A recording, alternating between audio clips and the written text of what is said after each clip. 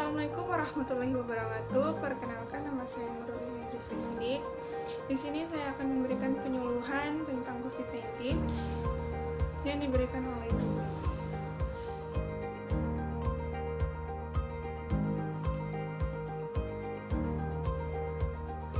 Virus corona telah menyebabkan kasus infeksi di sebagian besar negara di dunia termasuk di Indonesia. Wajar jika kita merasa khawatir akan terinfeksi virus itu karena penularannya yang sangat cepat. Namun, kita bisa mencegah penyebaran virus corona ini dengan 5 langkah. Pertama, cuci tangan dengan sabun dan air mengalir minimal 40 detik atau gunakan pembersih tangan berbasis alkohol 60%. Kedua, hindari menyentuh wajah, hidung, mulut yang merupakan pintu masuk virus ke tubuh kita. Ketiga, jika batuk dan bersin, tutuplah mulut dengan lengan bagian dalam atau tisu atau gunakan juga masker. Keempat, hindari kerumunan atau kegiatan yang melibatkan banyak orang, jaga jarak 1 meter atau lebih dengan orang lain. Kelima, jika punya gejala infeksi virus corona, segera hubungi hotline 119 extension 9. Dengan ini kita telah membantu pemerintah dan petugas kesehatan bekerja lebih efektif melawan COVID-19. Yang terpenting tetap tenang dan jangan panik dalam menghadapi pandemi virus corona. Selalu jaga kesehatan dan lakukan kegiatan bekerja, belajar, dan beribadah dari rumah. Ya, seperti itulah cara penyebaran dari virus ini. Sekarang kita berpindah ke tips mengenal dan mencegah virus ini. Sebelum kita mengenalnya lebih jauh, mari kita ketahui apa itu novel coronavirus atau COVID-19. COVID-19 adalah virus baru yang menyerang saluran pernapasan yang berasal dari Cina. Virus ini juga satu keluarga dengan virus penyebab SARS dan MERS. Untuk gejala-gejala klinis dari virus ini, yang pertama demam, yang kedua batuk, yang ketiga gangguan pernapasan, yang keempat sakit tenggorokan, dan kelima letih dan lesu. Selanjutnya kita masuk di pencegahan. Sebelumnya sudah dijelaskan bagaimana cara untuk mencegah dari penyakit ini, tapi saya akan mengulanginya lagi. Yang pertama, sering-sering mencuci tangan, pakai sabun dengan air mengalir selama 20 detik, atau menggunakan hand sanitizer yang mengandung alkohol 60%. Yang kedua, pakai masker saat batuk dan pilek.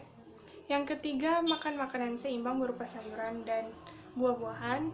Yang keempat, jangan berkontak langsung dengan hewan saat bertemu di jalan. Yang kelima, olahraga dan istirahat yang cukup. Yang keenam, hindari makan makanan daging yang belum matang. Yang ketujuh, pergi ke rumah sakit terdekat jika merasa batuk, pilek, dan sesak. Nah, sekarang kita masuk di segmen bagaimana virus ini menyerang tubuh kita.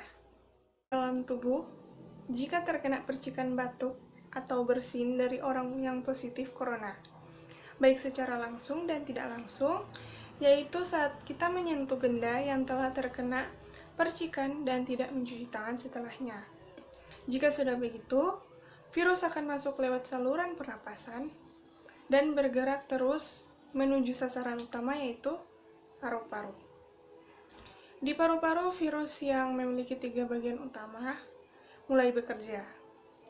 Pertama-tama, paku protein corona akan menempel di paru-paru dan organ-organ lain yang selnya kaya akan protein, yaitu protein ACE2.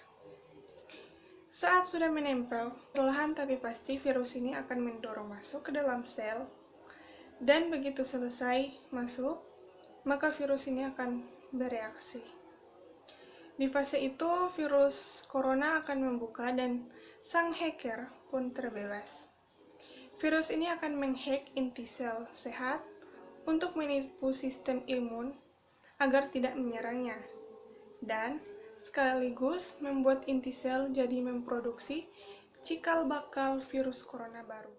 Dan di-hack selanjutnya akan terprogram bunuh diri dan melepaskan jutaan virus corona yang siap menginfeksi dan menghack sel-sel sehat lainnya.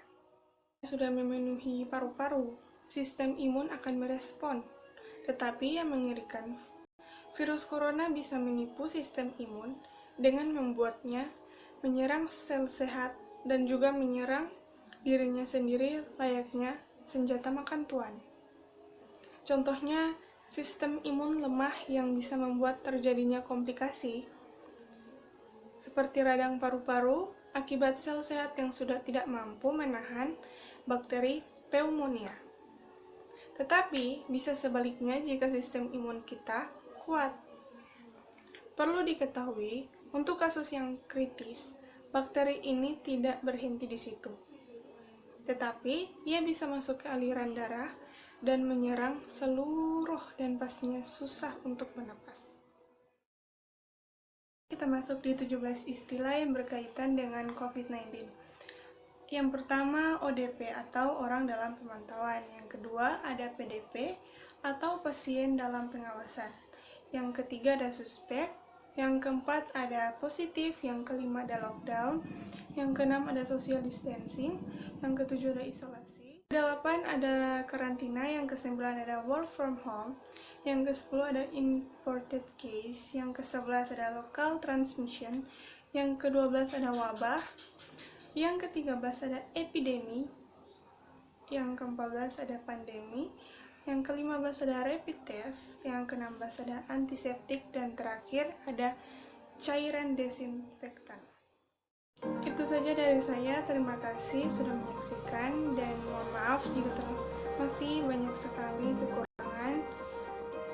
Dan harapan saya semoga pandemi ini bisa berkurang dan kita semua bisa tetap sehat.